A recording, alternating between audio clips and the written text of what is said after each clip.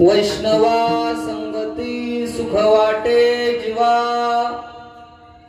आणि कमी देवा काही नेनो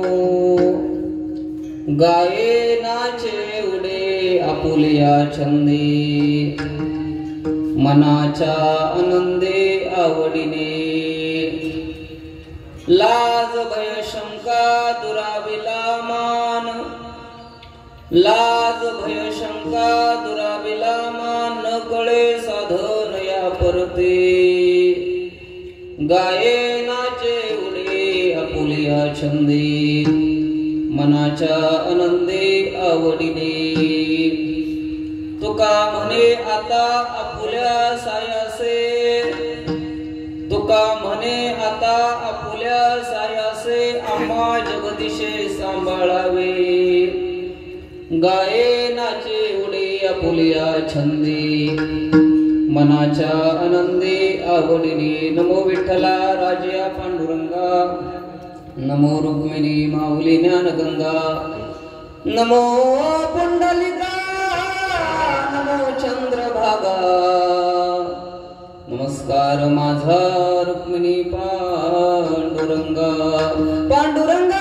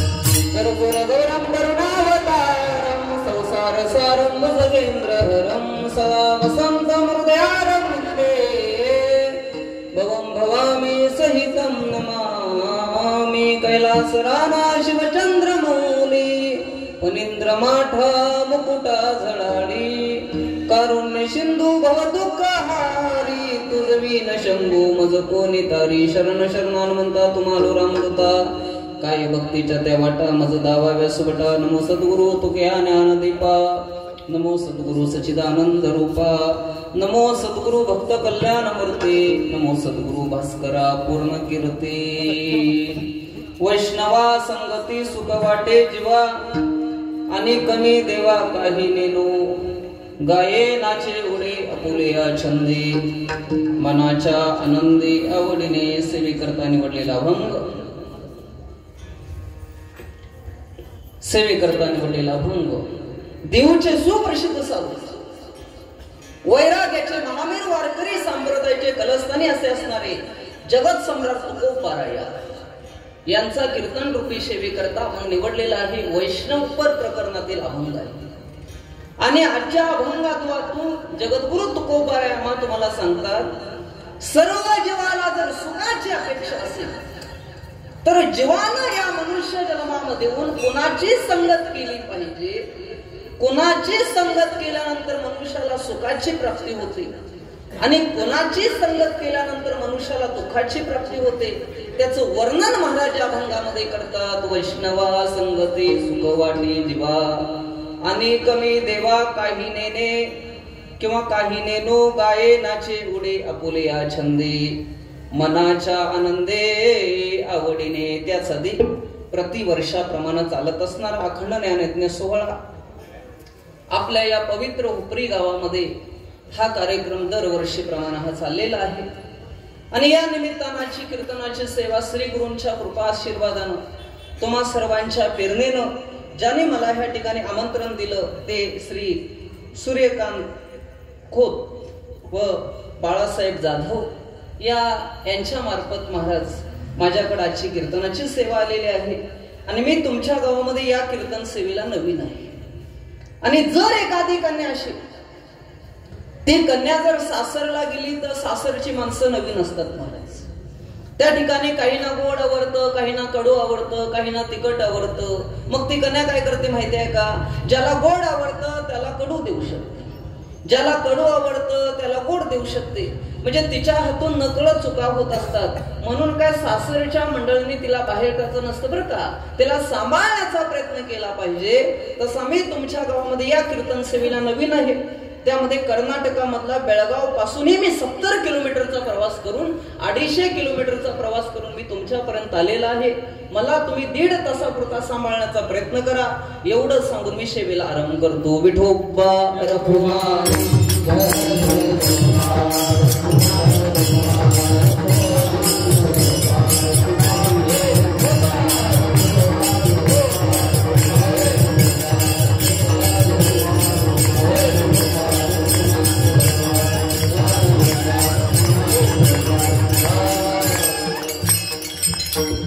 ज्या ईश्वराने हे जग बनवलं महाराज, या जगतामध्ये जर आपण विचार केला तर या जगतामध्ये जीवही येतो, देवही येतात आणि संतही येतात. या जगतामध्ये जीवही येतो, देवही येतात आणि संतही येतात. जीवाचं कारण वेगळं आहे, देवाचं कारण वेगळं आहे आणि संतांचं कारण वेगळं आहे. आम्हा तुम्हाला या मृत्यू लोकामध्ये कर्मानुसार यावं लागतं. देव धर्माचं पालन करण्याकरता येतो आणि संत महात्मे आमच्या तुमच्या हिताचा विचार करण्याकरता येतात महाराज. आम्हा तुम्हाला कर्मानुसार या मृत्यू लोकामध्ये यावंच लागतं बरं का. कशा करता, अगा कर्मीचे जैवरावे ते सुख दुःखी फळावे तया ते भोगावया यावे देहा एका. कर्मानुसार प्रत्येक मनुष्याला या मृत्यू लोकामध्ये जन्माला यावं लागतं महाराज. कर्माचे प्रामुख्याने 3 प्रकार आहेत. एक क्रियामान कर्म, 2 संचित कर्म आणि 3 प्रारब्ध कर्म. क्रियामान कर्म आपल्याला लगेचच्या लगेच फळ देतं, त्याचं नाव आहे क्रियामान कर्म. आपल्याला भूक लागली, हे कर्म झालं. आपण जेवण केलं, हे त्याचं काय मिळालं, फळ मिळालं.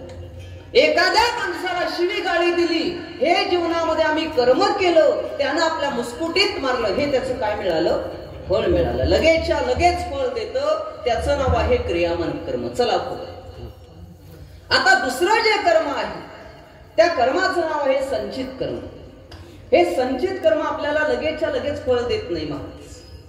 आज कर्म केलं, समजा शेतामध्ये तुम्ही भात पेरला, ऊस घातला, आता आज घातला तर उद्या लगेच मिळेल का? यायला निदान किती महिने पाहिजे, 4-5 महिने तरी लागतात. तोपर्यंत वाट पाहावी लागते, तोपर्यंत संचितामध्ये जमा असतं, त्याचं नाव आहे संचित कर्म. आणि तिसरं जे कर्म आहे ते प्रारब्ध कर्म आहे महाराज. प्रारब्धामध्ये जे माणसाच्या लिहिलेलं आहे ते होणारच आहे महाराज.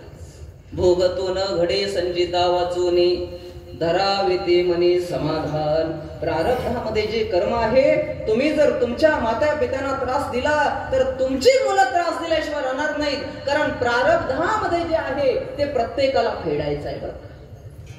कर्म कुणाला चुकत नाही, लक्षात ठेवा. कर्म कसंही करा, रात्री करा, दिवसा करा, आत करा, बाहेर करा, अंधारामध्ये करा, प्रकाशामध्ये करा, कर्माचं फळ प्रत्येक मनुष्याला आहे. नवे नवे ज्या इंद्रियातून तुम्ही कर्म करता त्या इंद्रियाचं इंद्रियालाच फळ आहे. पायाने कर्म केला तर पायाला त्याचं फळ आहे, हाताने कर्म केला तर हाताला त्याचं फळ आहे, तोंडाने कर्म केला तर तोंडाला त्याचं फळ आहे. उदाहरण सांगून पुढे जातो. बघा, एक मनुष्य मे महिना चालला होता, सगळीकडे आपोस आंबे पिकले होते आणि एक मनुष्य रस्त्याच्या कडेनं चालला. चालता चालता हा मनुष्याचं लक्ष बघा, एक आपूस आंब्याची झाडं होती, आमराई होती आणि याच्या डोळ्याने आमराईमध्ये एक आपूस आंब्याचं झाड पिकलं होतं. याच्या डोळ्याने आपूस आंबा पाहिला. कुणी पाहिला आपूस आंबा? डोळ्याने आपूस आंबा पाहिला.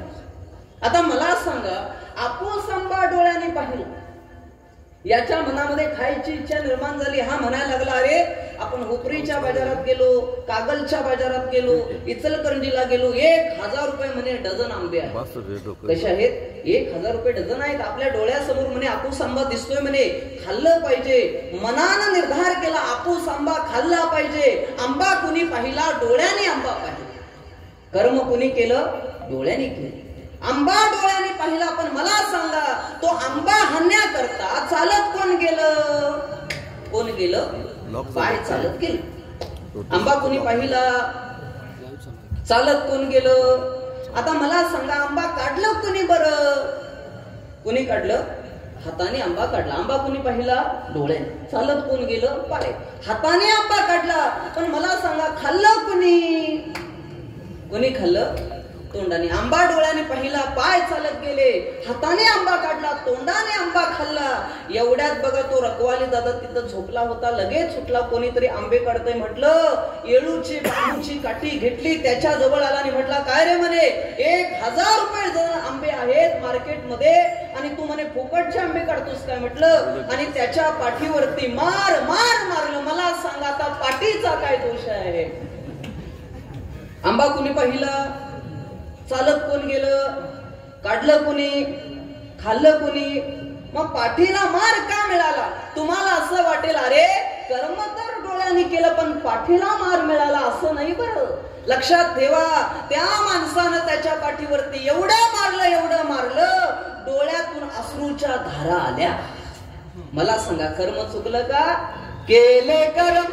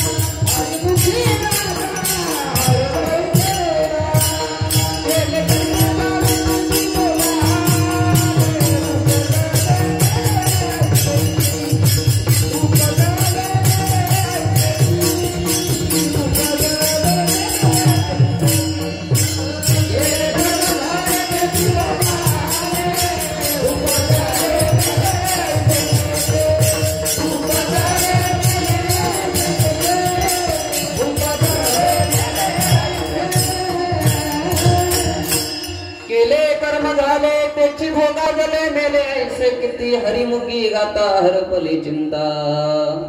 मला सांगा, कर्माचं फळ चुकलं का आपल्याला? डोळ्याने जर कर्म केलं तर डोळ्याचं डोळ्याला फळ मिळतं. महाराज लक्षात ठेवा, कर्मानुसार मनुष्याचा जन्म आहे. कर्म कुणालाही चुकत नाही, लक्षात ठेवा. अहो देवाचा बाप होता पण त्याला कर्म चुकलं नाही. आपण थोडस रामायणामध्ये प्रवेश करूया. अयोध्येचा राजा दशरथ, 3 राण्या होत्या, सुमित्रा, कौसल्या आणि कैकेयी. त्याच्याकडे सर्व काही सुख समाधान शांती सर्व काही होतं, सैन्य होतं, सगळं होतं. पण घरामध्ये एक प्रॉब्लेम होता, संतती प्राप्ती नव्हती, मूल नव्हतं. लगेच महाराज एक दिवस तो अयोध्येचा राजा दशरथ झोपला होता आणि झोपल्यानंतर त्या राजा दशरथाला स्वप्न पडलं. आणि स्वप्नामध्ये काय झालं महाराज, स्वप्नामध्ये त्यानं विनाकारण 2 पुरुष आणि एका स्त्रीची हत्या केली. कशामध्ये? स्वप्नामध्ये. लगेच राजा जागा झाला, लगेच म्हणे उठला. त्यानं विचार केला, अरे स्वप्न म्हणे आपल्याला फार वाईट पडले. ज्या अर्थी स्वप्न वाईट पडले त्या अर्थी आपलं पुढं काहीतरी वाईट होणार आहे म्हणे. आपण हा संदेश कोणाला विचारावा? आपल्या गुरुना विचारावा. लगेच महाराज गुरुना बोलवलं, वशिष्ठांना बोलवलं आणि विश्वामित्रांना बोलवलं. विश्वामित्रांना सांगितलं, गुरुवर्य रात्री मला स्वप्न पडलं, स्वप्नामध्ये विनाकारण 2 पुरुष आणि एका स्त्रीची मी हत्या केली. गुरुवर्य या स्वप्नाचा अर्थ काय होतो बरं? माझ्या जीवनामध्ये असं काय घडणार आहे पुढं? असं विचारल्यानंतर लगेच गुरुनी जाणलं बरं का, गुरु ते ज्ञान, ज्ञानी आत्मदर्शन, दर्शन या समाधान. महाराज सांगतात गुरूंच्याकडे ते ज्ञान आहे बरं का जाणण्याचं. लगेच त्यांनी ज्ञान लावलं आणि विश्वामित्रांनी सांगितलं, अरे राजा दशरथा, तुझ्या जीवनामध्ये काहीतरी वाईट घडणार आहे म्हणे. तू आताच्या आता काय कर, उद्यापासून म्हणे गावात राहू नकोस, राज्यामध्ये राहू नकोस. रोज सकाळी उठ आणि जंगलामध्ये जाऊन म्हणे 3 श्वापद मार, म्हणजे 3 प्राण्यांची हत्या कर. काय होईल? श्वापद मार, कारण तो क्षत्रियच होता महाराज. 3 श्वापद मार, त्याच्यामुळे या स्वप्नाचा अर्थ तुला लागत नाही. असं म्हटल्यानंतर दुसऱ्या दिवशी लगेच राजा दशरथ उठला, बाण लावला आणि निघाला महाराज. गंमत अशी झाली, सकाळी 4 वाजता एका सरोवरावरती एका झाडावरती बसला होता बाण लावून. गंमत अशी झाली, त्याच वेळेला एक मुलगा महाराज 25-26 वर्षाचं मुलगं आपल्या वृद्ध माता पित्यांना काशीला घेऊन चाललं होतं. त्याचं नाव आहे श्रावणबाळ. वृद्ध माता पिता होते, डोळ्याने काही दिसत नव्हतं महाराज. कावडीमध्ये घातलं घेऊन गेला होता आणि नेमकं ज्या ठिकाणी राजा दशरथ बाण लावून बसला होता त्या ठिकाणी त्या वृद्ध माता पित्यांना तहान लागली. वृद्ध माता पिता म्हणू लागले, अरे बाळा आपल्याला तहान लागली, कुठंतरी पाणी आहे का बघ. असं सांगितल्यानंतर श्रावणानं सांगितलं, माय बाप इथं बसा म्हणे, मी पाणी हाणण्याकरता गेला, तांब्या घेऊन गेला. नेमकं ज्या ठिकाणी राजा दशरथ बाण लावून बसला होता तिथंच आला आणि महाराज त्या तलावाच्या खाली आला आणि तिथं पाण्यानं महाराज बुडू लागला. तलावामध्ये पाण्यामध्ये पाणी भरत असताना बुडबुड असा आवाज आला. आवाजाच्या दिशेनं त्या राजाला असं वाटलं एखादं श्वापद आहे म्हणे. आवाजाच्या दिशेनं बाण सोडला. बाण लगेच महाराज त्या श्रावणाच्या छातीत घुसला. श्रावण म्हणू लागला, आई ग, अशी किंचाळी फोडली. एवढ्यात राजा दशरथाला वाटलं, अरे हा आवाज म्हणे एखाद्या जनावराचा नाही म्हणे, हा आवाज एका मुलाचा येतोय. पाहण्याकरता आला तर एक 25 वर्षाचा मुलगा गतप्राण होऊन पडला. त्याला विचारलं, अरे बाळा तू कोण आहेस आणि ह्या वेळेमध्ये इथं काय करतोस? त्यानं सांगितलं, मी श्रावण बाळ आहे, माझ्या वृद्ध माता पित्यांना काशीला घेऊन चाललोय पाणी हाणण्याकरता. तेव्हा राजा दशरथाला दुःख झालं. राजा दशरथ म्हटला, बाळा माझ्या हातून तुला चुकून म्हणे बाण लागला. अरे बाळा आता काय करू म्हणे. मी सांगितलं, श्रावण बाळानं विचारलं, तुम्ही कोण आहात राजे? त्यानं सांगितलं, मी अयोध्येचा राजा दशरथ आहे, मी या ठिकाणी शिकार करण्याकरता आलो. पण लक्षात ठेवा, चुकून झालं ना मग माफी आहे, क्षमा करा अपराध. माय महाराज तुम्ही शुद्ध, चुकून झालं ना माफी आहे. अहो राजे तुम्ही राजे आहात, तुमच्या हातून मला मरण आलं, माझं सौभाग्याची गोष्ट आहे. पण मला हे दुःख वाटतंय, मरण्याबद्दल माझं काही म्हणणं नाही, आता मरू शकेन मी, पण माझे वृद्ध माता पिता तडफडतात, त्यांना पाण्याचा घोट सुद्धा नाही म्हणे. माझे वृद्ध माता पित्यांना काशीला जायचंय, त्यांची इच्छा कोण पूर्ण करेल? एवढ्या त्या राजा दशरथानं हातावर हात दिला आणि शपथ घेतली, त्यांची इच्छा मी करतो. आजपासून मी मुलगा आहे त्यांचा, त्यांची सगळी इच्छा मी पूर्ण करतो, काशीला घेऊन जातो, तांब्यातून पाणी देतो. असं सांगितल्यानंतर महाराज श्रावणानं महाराज गतप्राण झाला आणि श्रावणानं प्राण सोडला. राजाला फार वाईट वाटलं. राजा तसाच आला, तांब्यातून पाणी घेऊन आला. जिथं श्रावणाचे आई वडील होते तिथं आला आणि तांब्या ठेवला. अर्धा तास झाला. श्रावणाच्या आई वडिलांना असं वाटलं आपला मुलगा आला वाटतं, पण मुलगा बोलत का नाही. श्रावणाचे आई वडील म्हणायला लागले, बाळा बोलत का नाहीस रे? आम्ही तुला त्रास देतो, पाणी आणायला सांगितलं म्हणून राग आला का बाळा? बोल. तरी बोलायला तयार नाही. कारण राजा दशरथाला माहिती होतं जर आपण याच्याशी बोललो तर हे म्हणे पाणी पिणार नाहीत. एवढ्यात महाराज काय करावं? आई वडिलांनी सांगितलं, अरे बाळा तू जोपर्यंत आमच्याशी बोलत नाहीस तोपर्यंत आम्ही पाण्याचा घोट सुद्धा घेणार नाही. काय करावं महाराज? त्या आई वडिलांसाठी राजा दशरथाला बोलावं लागलं. राजा दशरथ म्हणू लागला, अहो वृद्ध माता पिता, मी तुमचा राजा, मी तुमचा मुलगा श्रावण नाही, अयोध्येचा राजा दशरथ आहे. माझ्या हातून म्हणे चुकून तुमच्या मुलाला बाण लागला, तुमचा मुलगा गतप्राण झाला. तुम्ही काही काळजी करू नका, मी माझ्या रथातून तुम्हाला काशीला घेऊन जातो. अयोध्येच्या राज्यामध्ये तुमची मी मुलाप्रमाणे सेवा करतो. पाणी घ्या. मला सांगा महाराज, कोणती माता पिता महाराज आपला मुलगा हे आहे म्हणून पाणी पेल? महाराज मुलगा मेलाय आणि जर महाराज कुठली माता पिता महाराज पाणी पेल का? का ती आईचं काळीज असतं. महाराज जन्म दिला आईने मला, तिने उपकार केला, ठेच लागे माझ्या पायाला, अश्रू येते तिच्या डोळ्याला. आई ती आई असते महाराज. काय सांगावं? हा ती आई म्हणायला लागली, अरे राजा दशरथा, तुझं आम्हाला पाणी नको, काही नको, अयोध्या नको, काशी नको, आम्ही इथं जमिनीला पोट लावून मरू, पण जाताना तुला एक शाप देतो म्हणे, आम्ही जसं पुत्र पुत्र म्हणून मरू तसा तू सुद्धा एक ना एक दिवस पुत्र पुत्र म्हणून मरशील. राजा दशरथाला एकंदर विचार केला तर आनंद झाला. का? एवढी वर्ष संतान प्राप्ती नव्हती, शापानं का होईना मुलगा होणार, आनंद वाटला. आणि दुसऱ्या बाजूने विचार केला तर दुःखही झालं. लगेच तिथून हल्ला. विश्वामित्रांच्या गडाला, वशिष्ठांच्या गडाला सांगितला घडलेला प्रकार सांगितल्यानंतर लगेच त्यांनी पुत्र कामेष्टी यज्ञ केला. पुत्र कामेष्टी यज्ञ केल्यानंतर महाराज शेवटच्या दिवशी अग्निनारायण प्रगट झाला आणि एक फळ दिले. सांगितलं, राजा हे फळ घे म्हणे, तुझ्या तपाचं फळ आहे, याच्यामध्ये 3 भाग कर. एक म्हणे सुमित्रेला दे, एक कौशल्याला दे आणि एक म्हणे कैकेयीला दे, तुला संतती प्राप्ती होईल. लगेच महाराज सुमित्रेला दिला, कौशल्याला दिला. पण कैकेयीच्या हातामध्ये ज्या वेळेला ते फळ ठेवलं त्यावेळेला ती कैकेयी महाराज मनामध्ये वाईट इच्छा निर्माण केली. कारण का? तिचं नावच कैकेयी. कारण आजकाल कैकेयी कोण नाव ठेवत नाही बघ. नावात मध्ये काय हे म्हटलं, नावासारख्याच माणसं नाहीत. आमच्या बेळगावला बघा, एका बाईचं नाव गंगा. नाव काय? गंगा. नाव गंगा, पण पाणी आणायला जाते 5 किलोमीटर. नाव काय? गंगा. आमच्याकडे एका बाईचं नाव सोनाबाई. नाव काय? सोनाबाई. आता मला सांगा, अंगावर अर्धा तोळा तर सोनं पाहिजे का नको? काहीच नाही. नाव काय? सोना. आमच्या गावाकडे एका बाईचं नाव काय? शांताबाई. नाव काय? शांताबाई. मला सांगा, कीर्तनात आली तरी शांत बसायला पाहिजे का नको?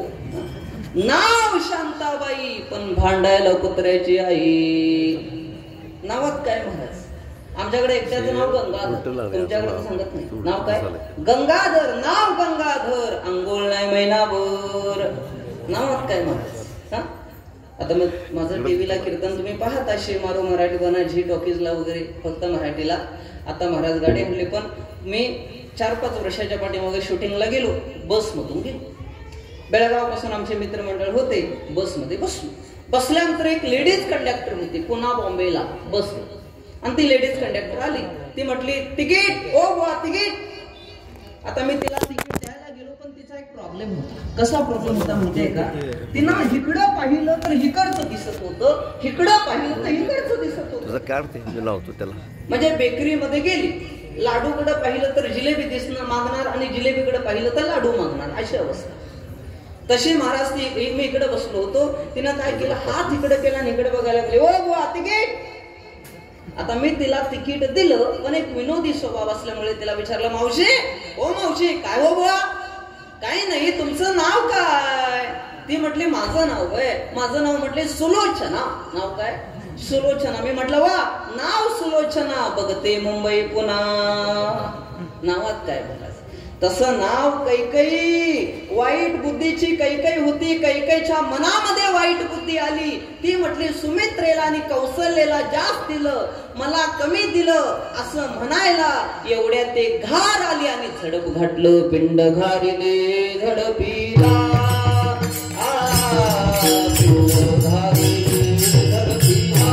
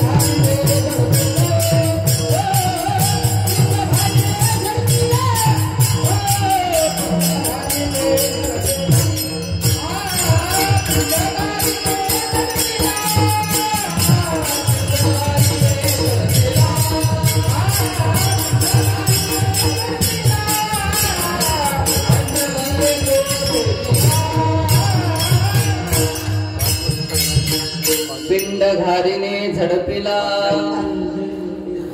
अंजनीने तो सेविला. अंजनीच्या तपासाठी महारुद्र आले पोटी. इकडं महाराज तो जो पिंड होता त्या घारीने झडप घातली. इकडं महादेवाचे भक्त महाराज अंजनी माता. अंजनी मातेला सांगितलं होतं मी तुझ्या पोटी येतो, पण तू काय कर, सकाळच्या वेळेला हात पसरून बस, जे काय हातामध्ये पडेल ते तू खा, मी तुझ्या पोटी जन्माला येईल. तिकडं महाराज अंजनी मातेनं ते खाल्लं. इकडं महाराज हनुमंतराय जन्माला आले. महारुद्र आले पोटी. इकडं कौशल्य आणि सुमित्रेनं काय केलं, कैकई रडायला लागली, मला काहीच नाही, मला काहीच नाही, मला काहीच नाही. मग सुमित्रेनं आणि कौशल्यानं थोडा भाग तिला दिला. मग इकडे जन्माला आले राम, लक्ष्मण, भरत, शत्रुघ्न इकडे जन्माला आले. लहानाचे मोठे झाले, लहानाचे मोठे झाले.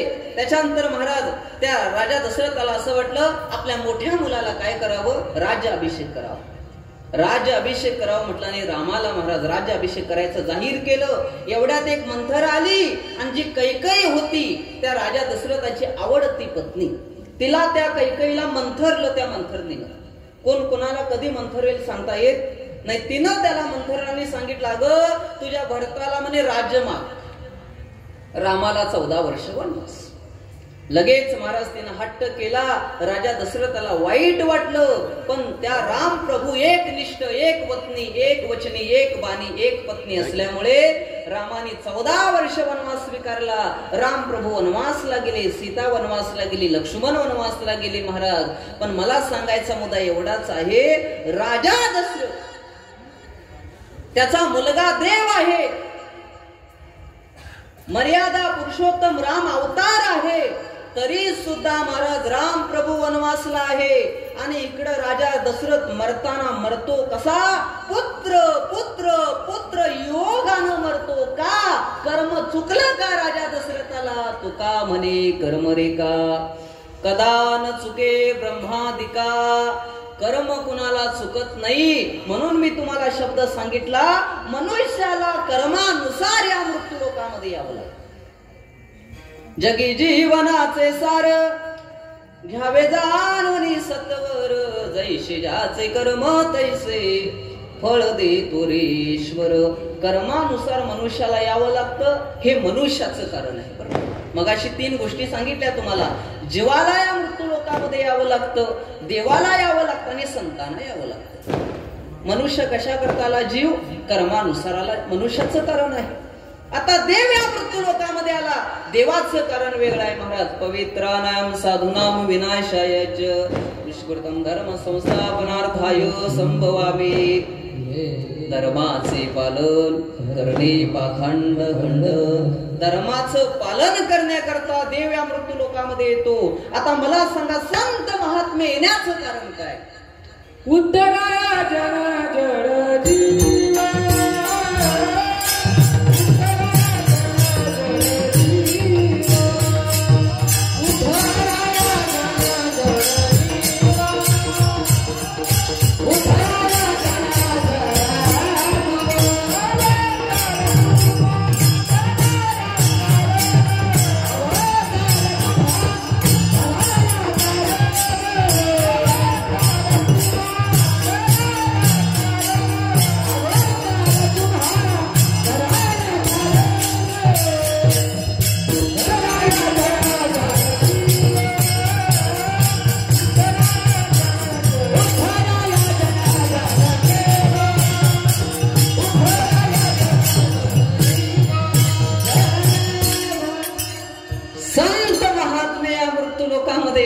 कारण उद्धरया जन जड जीवा अवतार तुम्हा. धराया कारण जगाच्या कल्याणा संताच्या विभूती. संत महात्मे येण्याचं कारण असं आहे, संतांनी या जगाकडे पाहिलं. या जगतामध्ये मनुष्याला मनुष्य जन्म मिळाला पण कळाला नाही महाराज. मनुष्य जन्म मिळाला पण कळालेला नाही. कारण लक्षात ठेवा, मनुष्य देह महाराज जगतामध्ये सर्व काही माणसाला मिळू शकतं. पुनवितम पुनमित्रम पुनभार्या पुनमही. एक मित्र गेला तर दुसरा मित्र भेटू शकेल. गेलेली जमीन परत मिळवता येईल. तुमची माफी मागून सांगतो, एक बायको माहेरला जाऊ दे, दुसरी करता येईल.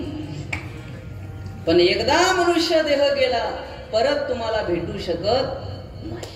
कारण हा मनुष्य देह कष्टाने मिळालेला नाही महाराज. कष्टाचा असेल तर त्याची आम्हाला किंमत कळते. समजा तुम्ही कीर्तनला आलात, कीर्तन ऐकून तुम्ही 10 वाजता जेवण करून तुमच्या घरी जात असताना तुमच्या पायातलं जावं. काय जावं? पायातलं जावं. आणि मी नेहमी कीर्तनामध्ये सांगतो, कीर्तनामध्ये जर माणूस आला त्या माणसानं काहीतरी घेऊन गेलं पाहिजे. आता काय घेऊन गेलं पाहिजे?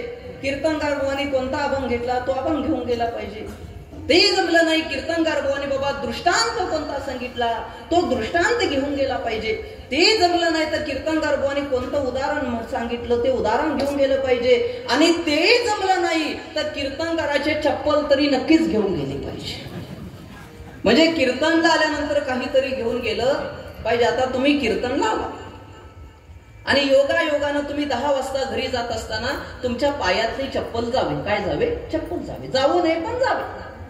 आता चप्पल गेल्यानंतर माणसं इकडं तिकडं शोधतात आणि सकाळी काय म्हणतात एकमेकाला, कीर्तनला गेलो पायातलं गेलो, कीर्तनला गेलो पायातलं गेलो, कीर्तनला गेलो पायातलं गेलं. का हो? अहो ते कष्टाचं होतं ना. त्याच्याकरता 50-100 मोजले होते, त्याची आम्हाला किंमत कळाली. पण हा मनुष्य देह कष्टाने मिळालेला नाही महाराज, योगायोगानं भेटलेला आहे. मनुष्य जन्म भेटलाय ना, योगायोगानं भेटलेला आहे. या मनुष्य जन्म तुम्हाला भेटलाय, ही आमच्या तुमच्या जीवनातील संधी आहे. बरं, मिळालेली संधी वाया घालू नका. प्रत्येक माणसाला संधी मिळत असते, त्याच्या भाग्या प्रारब्धानुसार संधी मिळते. आपल्या या देशाची, भारत देशाची कैलासवासी लता मंगेशकर, तिला सुद्धा जीवनामध्ये संधी मिळाली. हा महाराज, तिचे जर अभंगवाणी आज तिनं भारत रत्न पुरस्कार मिळवला, अख्खं जग तिचं कौतुक करतंय. ती आमच्या तुमच्यामध्ये नाही, पण जग तिचं कौतुक करावं महाराज, याच्यामध्ये काय आहे बघा.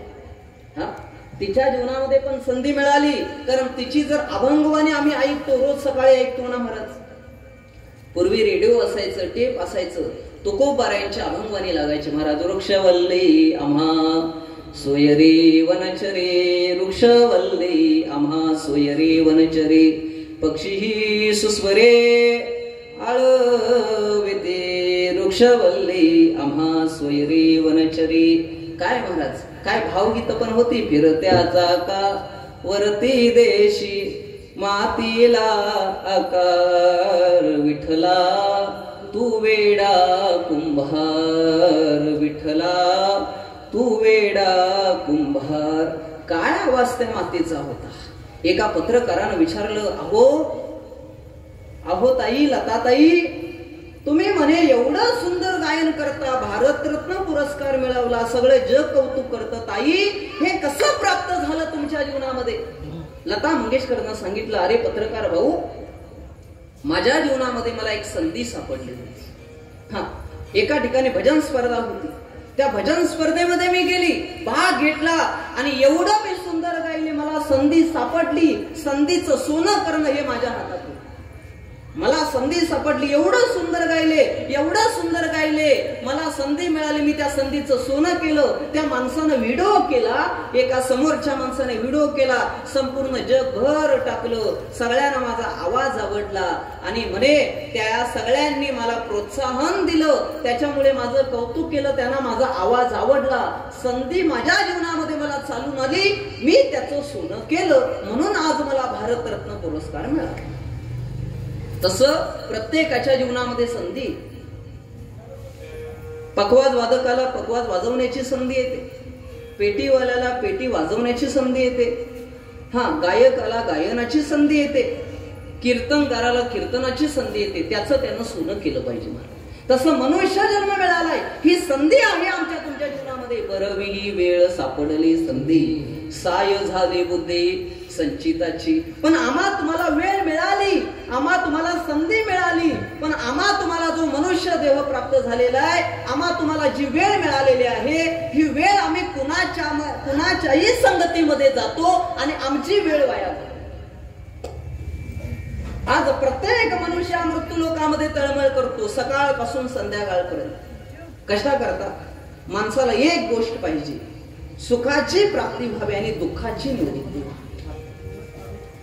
कोणाला दुःख व्हावं इथं बसलेल्यापैकी वाटतं का हो? मज लागी दुःख न व्हावे, आईशे कुणी जीवे न भावे, न वांछिता ती दुःख पावे, येणे संभवे स्वतंत्रता. कोणाला दुःख व्हावं असं वाटतं का? कोणाला रोग व्हावा असं वाटतो का? वाटत नाही ना. तसं प्रत्येक माणसाला बघा सुख पाहिजे, दुःख कुणाला नको. मनुष्याला संधी मिळाली, वेळ मिळाली, पण या वेळेचा दुरुपयोग करतो हा मनुष्य सुख शोधण्याकरता कुणाच्याही वाईट माणसाच्या संगतीमध्ये जातो आणि सुख शोधतो. लक्षात घ्या, जीवनामध्ये आमच्या तुमच्या सुख समाधान मिळवण्याकरता संगत फार महत्वाची आहे. आपण कुणाच्या संगतीमध्ये आहोत याचा परिपूर्ण माणसानं विचार केला पाहिजे. आज आम्ही तुम्ही ज्याची संगत करतो ती संगत आतापासून नाही, जेव्हापासून आम्ही जन्माला आलो तेव्हापासून संगत केलेली आहे, तो म्हटला तर संसार आहे.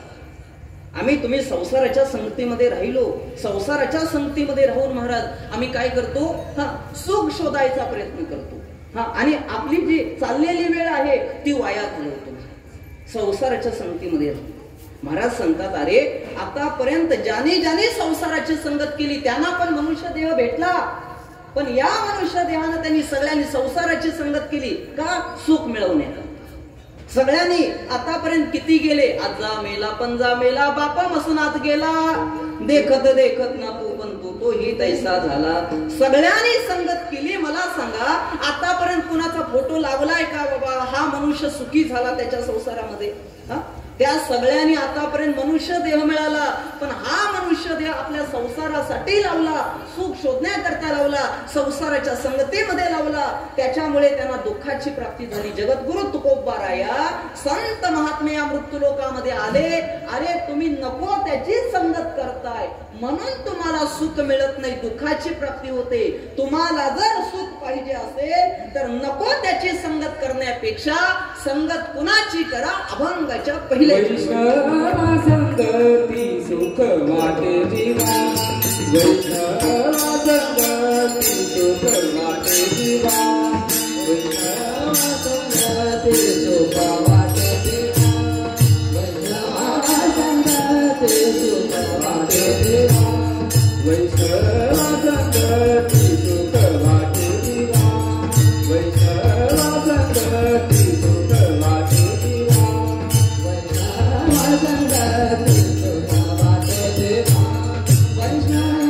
संगती सुख वाटे देवा आणि कमी देवा काही नेमी आणि कमी देवा काही नेमी गायनाचे पुढे आपुलिया संगी गायनाचे पुढे आपुलिया संगी गायनाचे पुढे आपुलिया संगी कमी देवा काही नेमी कमी देवा काही नेमी गायनाचे पुढे आपुलिया संगी गायनाचे पुढे आपुलिया संगी गायनाचे पुढे आपुलिया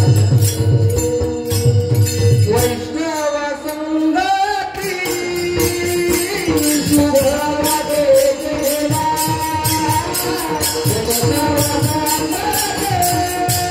संगती सुभवाटे देवा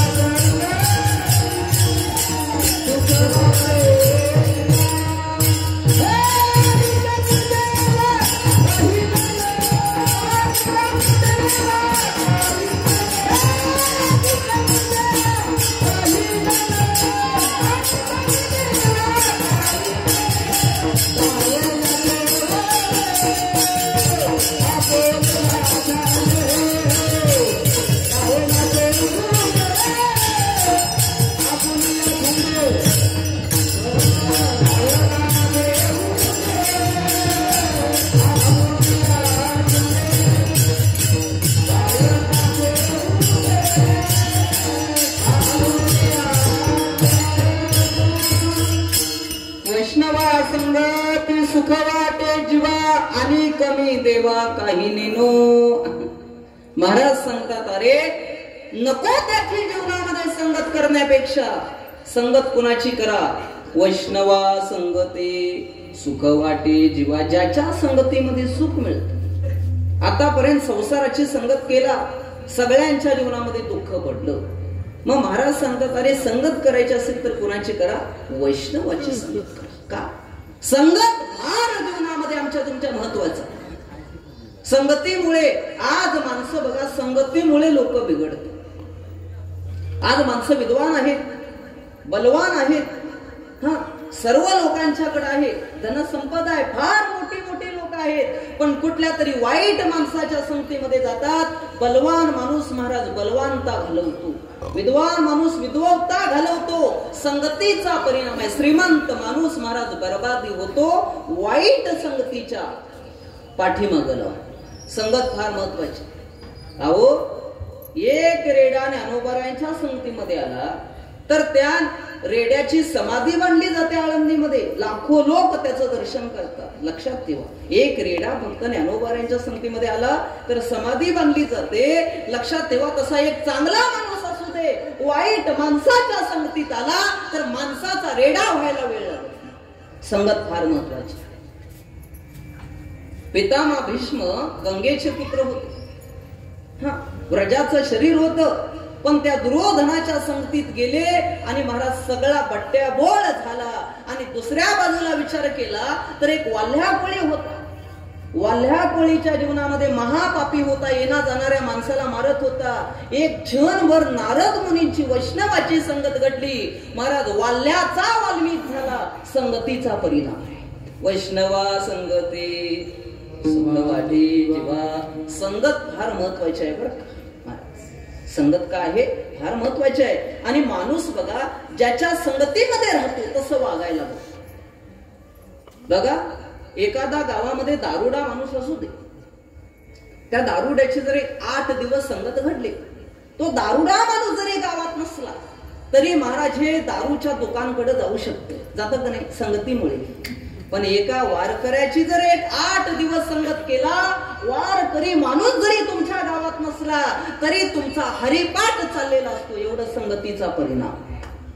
संगत फार महत्वाची आहे. म्हणून शब्द वापरला वैष्णवा संगती सुख वाटे जीवा. संगत फार महत्वाची आहे. आम्ही कोणाच्या संगतीमध्ये आहोत, आम्ही काय करतो याचा थोडा तरी मनुष्यानं विचार केला पाहिजे. तुम्हाला एक उदाहरण सांगतो म्हणजे कळेल बघा. एकदा संगत घडली कोणाची, एका हंस रूपी पक्षाची आणि एका कावळ्याची. वास्तविक पाहिलं तर दोघांची संगत घडत नाही, पण योगायोगानं घडली एका जंगलामध्ये एका झाडावर. कारण हंस रूपी पक्षी मोत्यावर जगतो आणि कावळा पिंडावर जगतो. दोघांची संगत घडली, दोघांचं बोलणं चाललंय, काय कसं काय चाललंय, तुमच्या महाराष्ट्रामध्ये कोण आहे, कर्नाटकात कोण आहे, तुमच्याकडे असं आहे काय असं आहे, कळालं तुम्हाला. हे सगळं संगतीमध्ये घडलं. घडल्यानंतर बराच वेळ गेल्यानंतर महाराज त्याच नगरातला एक राजा, त्या राजाला असं वाटलं बाबा आपण म्हणे जंगलात आलोय, शिकार करण्याकरता आलोय, पण आपण थोडा वेळ विश्रांती घेऊया आणि पुढे चालूया, असा त्या राजाने विचार केला. आणि विश्रांती घेण्याकरता महाराज ते झाड होतं, ज्या झाडावरती ते दोघं बसले होते, हंस रूपी पक्षी आणि तो कावळा, तिथं राजा बसला. आणि राजाला वाटलं थोडा वेळ झोपावं म्हणून झोपला.